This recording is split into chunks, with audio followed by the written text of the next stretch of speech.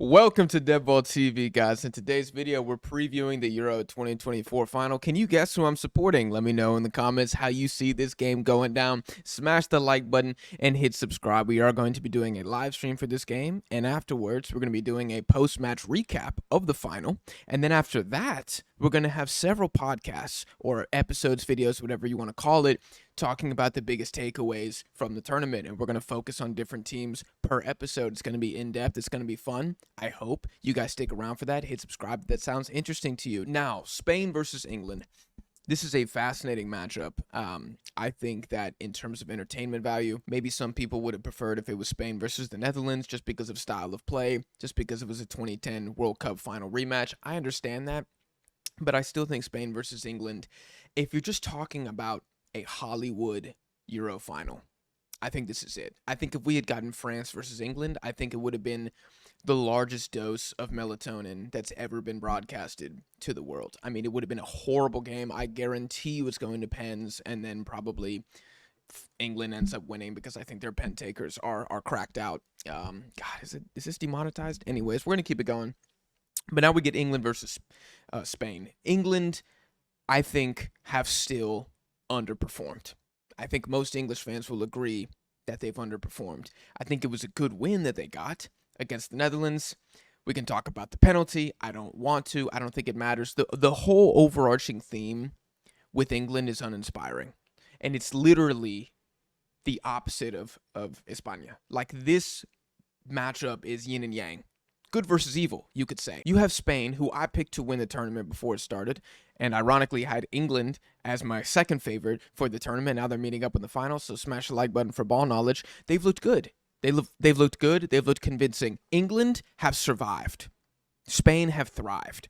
I think Spain's toughest game was no doubt the Germany game. And I think the Germany game is very important to highlight, not just because you took out the host, but because I think Luis de la Fuente made a critical error in that game by taking off Nico Williams and Lamine Yamal when there was still about 12 minutes left in the game. He went full defensive, and it nearly cost them. It was almost a fumble from Spain, given that they had the lead, and then they let it go late.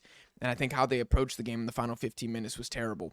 I highlight that because I think De La Fuente, I have to give him more credit than I've ever given him before. I was very skeptical of the appointment, but he has shown the capability and the willingness to adapt and to learn. I think he learned from that mistake. He did not repeat the same thing against France. He took Nico Williams and Morata off, but it was with like a minute left. You know what I'm saying? So he didn't allow the game to completely get away from Spain in the end against France. And then he passed France to death. Again, unlike Germany, where he kind of just conceded possession and said, we're going to bunker down. Spain don't have the personnel to bunker down. If Spain go up against England in this game, like I think they will, they have to keep going. If they sit back, England will score. England have Harry Kane. They can throw Ollie Watkins and Ivan Toney out there. They're going to have John Stones, Mark Gahey, Jude Bellingham, Declan Rice in the box off set pieces. That is not a team that you sit back against. And I think England, to their credit, when they've gone down outside of the Slovakia game, that was kind of terrible. But against the Swiss, at least, they responded immediately. And it's a great goal from Saka. Let's not act like Gareth Southgate, activated his trap card and just flipped the script. I mean, it's a great shot from Saka that bails out England. But it doesn't matter, does it? It doesn't matter, does it? What's great about this matchup is that both sides have one-hit KO ability. We saw Yamal's one-hit KO against France. We've seen Dani Olmo just masterclass out of nowhere. We've seen Nico Williams and what he can do. There's magic on this team. Rodri, best, probably second best midfielder in the world. He might be the best, man. I honestly, I don't even know at this point. Potato. Fabian Ruiz, top 3 players of the tournament. Like, they have magic, right? And then you have the England side. You got a Jude Bellingham bicycle kick in the 94th minute. Are you having a laugh? You have Harry Kane, the best striker in the world. You have Phil Foden, player of the year. You got Cole Palmer coming off the bench. Ivan Toney, Ollie Watkins coming off the bench. Bukayo Saka. We've already seen a wonder goal from him. So that's why I called this Hollywood earlier, because even though I think Spain tactically will be the better side, it might not matter. It might not matter because England haven't really tactically been the better side in most of their games. And yet here they are in the final. England and Argentina, and this is a comparison that neither side will enjoy, have perfected the ugly win. And you know what? You need to win ugly, and you need a little bit of luck to win trophies. I think Spain have had a drop of luck maybe in the Germany game. I think England have gotten lucky several times. I'm not trying to take away from what they've done, but let's not act like they've just dominated and bulldozed the competition here. They're also coming from the weaker side of the bracket. I mean, the best knockout game England played, the best opponent, I should say, is Switzerland. That's the best side. Or maybe the Dutch, if you want to say that, but I think the Dutch and the Swiss are on the exact same level, honestly. I know the Dutch are going to be mad at that, but don't sleep on the Swiss. And then you got Spain, who have already beaten Croatia, Italy, France, and Germany. So one side is coming out of this very battle-hardened. And the Spanish side has already won a trophy. I know it was a Nations League, and Euros like to turn their nose up at that. But it was a trophy. And I think that's important. That you can look at the gaffer and you can say, this guy's already won us something. England can't do that. And I'm just going intangible after intangible here. The pressure, I think, is on England still. I do. If y'all disagree with that, let me know. I just think the English league is too popular. I think the England players have too high of a profile. I think the It's Coming Home thing is just global. You know, it's a global meme, but it's still global at this point.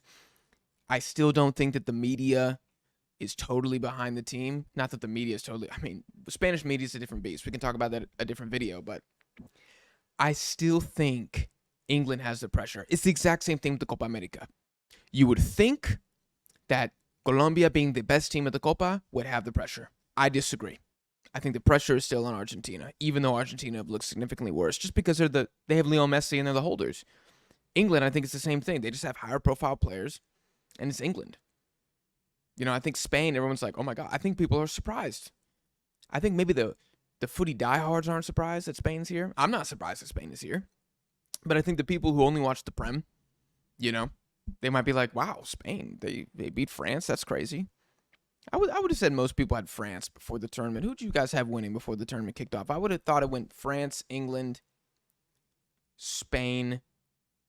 No, it might have been Portugal, Germany. Probably top 5 in there, whatever order you want to take it. I think this game is going to play out very similar to Spain versus France. I do, because I think France and England, they don't have completely the same approaches. I think Deschamps is just a counterattacking merchant. Gareth Southgate does try to have an offensive play style. He just has terrible squad selection for that. Now, what I think will benefit England is that, like I said earlier, if Spain sit back, I think Spain's in trouble. I think we're in a lot of trouble. I do not think that will work against England. I don't think Spain is the personnel, and I think England's too good. They will get a goal. I mean, if Spain go up 2-0, maybe you sit back. Because I personally don't see England scoring 2 goals in this game. But if they're only chasing 1 goal, Spain has to do what they did against France, and they have to pass the game away. They have to pass the game away. If they don't, if they give possession to England, an England that will be feeling very, very good after their last-second winner against the Dutch, I think it's going to be bad. Spain have to control the midfield. I mean, Fabian Ruiz and Rodri versus Declan Rice and Jude Bellingham and probably Kobe Mainoo, if I had to guess, is going to be fantastic to watch. It's going to be fantastic to watch. Spain move the ball very fast. The buildup is very fast. This is not the Luis Enrique World Cup where, you know, the whole squad is like, well, we can't shoot until we've reached 500 passes. This is not how Spain play anymore. It's very fast and it is very direct. England have not played a team like Spain because there is no other team like Spain at this tournament, quite frankly. The midfield battle is going to be insane, man. And I do think Spain edge it out just because I think they've proven time and time again at this Euro that they can do so. Now, backline for backline, England's defense is very, very strong. Very, very strong, but not invincible. And I think something that England will struggle with is if Luis de la Fuente sticks to his guns and he goes for it and he plays attacking football, if he doesn't change his tactics, I think England are going to be in the back foot. And I don't think anybody's had the balls to put England on the back foot really this tournament, which I think is a disservice. Like, I think teams sometimes show England too much respect. I don't know if Spain will do that. Not that England's bad. I mean, England, they're a phenomenal team. They're a phenomenal team. You guys know where my allegiances lie, but England are no scrubs. England are no scrubs. Those players are elite. But nobody's had the balls to go at them. No one has had the balls yet, the courage to say, you know what? We're actually better. No one said that yet, and I think the Spanish will. And if they do, I think they win the game. And my prediction, I do think Spain's going to win this one 2-1. I would love to see what the betting odds here, man. And again, please, please, please drop your predictions in the comments because I think this game is about to go crazy. I really do. I think most people are expecting. Are most people expecting Spain to win? I feel like the English will feel like they're going to win 1-0 or something like that. And then I think the Spanish. What are the Spanish thinking right now? They might be like, we're going to win 2-1, something like that. 2-0. That's what I said. I don't know. I don't know, man, but I'm very, very excited for this. I think the legacies on the line here are insane. I mean, can Gareth Southgate, who's already won the most Euro games or Euro knockout games in England history, can he win them their first Euro? And then what is the fallout of that? Versus Luis de la Fuente.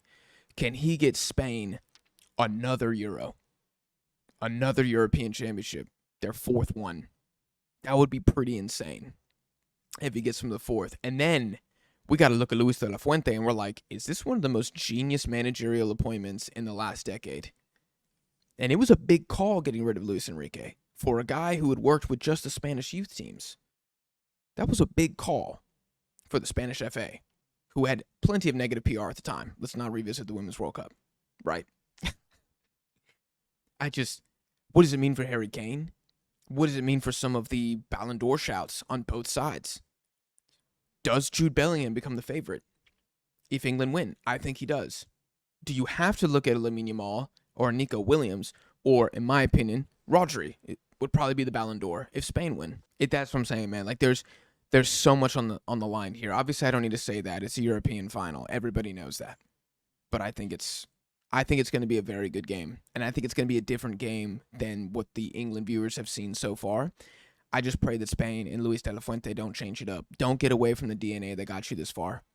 Gareth Southgate, I think his substitutions have gotten better and better as the tournament goes on. He's obviously learning as well, but like at a much, much slower pace. Let's see what it culminates into. Like I said, I'm going Spain 2-1. I wonder if it goes to extra time.